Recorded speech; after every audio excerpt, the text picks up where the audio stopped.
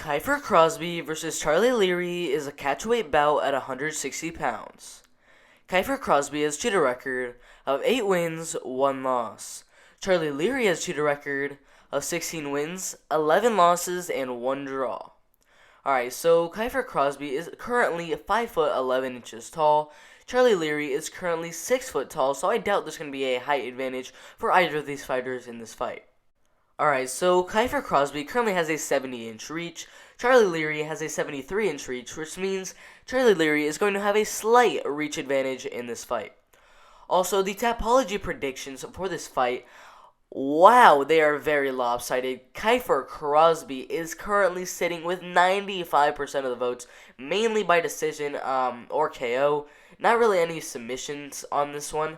5% of the votes going for Leary, mainly by decision. So yeah, Kiefer Crosbie is a huge favorite to win this fight. Alright, so Kiefer Crosbie started off his career with a first-round KO, a second-round triangle choke, and a first-round elbow KO, followed by another KO, which got him into Bellator, where he got a unanimous decision win and a first-round rear naked choke. But in his next fight against Mike Jackson, in a fight where he was winning, but just about 2 minutes into the very first round, he accidentally threw an illegal knee and was disqualified from the fight, and that ended up getting him his first ever pro MMA loss. After that loss, he came back with a unanimous decision win over Hugo Pereira and a very close split decision win over Lamique Furtado. Alright, now let's take a look at his opponent, Charlie Leary.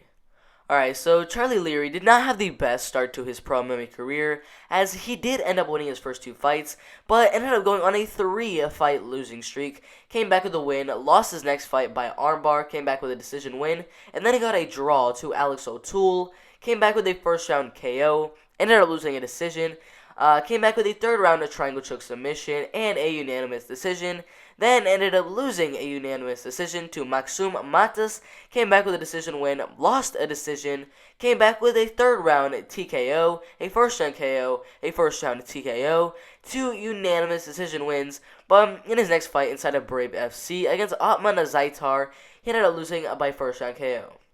After that loss, he came back with a third-round KO, but in his next fight ended up losing a unanimous decision to Abdul Karim Al-Swady, came back with a second-round KO inside of Bellator, lost his next fight to Paul Redman by unanimous decision, came back with a unanimous decision win over Chris Bungard, and then lost his next fight to Tim Wilde by unanimous decision. Alright, so Kiefer Crosbie, we all know he has that power in his hands and in his feet a couple of times. That one loss, I wouldn't really count it as a loss. I would give it a no contest. I wouldn't be so bad to give it a loss. I see him as an 8-0 undefeated fighter right now. Charlie Leary, his career has been so up and down.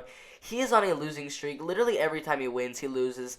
He wins, he loses, he wins, he loses. He went on like a 3-fight losing streak early in his career. I really don't think Charlie Leary has anything against Kiefer Crosbie. Kiefer Crosbie's power is going to be too much. I don't think Kiefer Crosbie is going to get the knockout in this fight. I think Charlie Leary is going to play it a little bit safe in this fight. I do think Kiefer Crosbie is going to get this fight all the way, all the 3 rounds. And I do think Kiefer Crosbie is going to get the win by unanimous decision. Alright. If you agree, disagree, or have something to say, make sure to put in the question below, and I respect to every single one of those comments. Make sure to like, subscribe with notifications turned on so you don't miss the absolute best MMA content out there. It's been fun, but I'm out of here.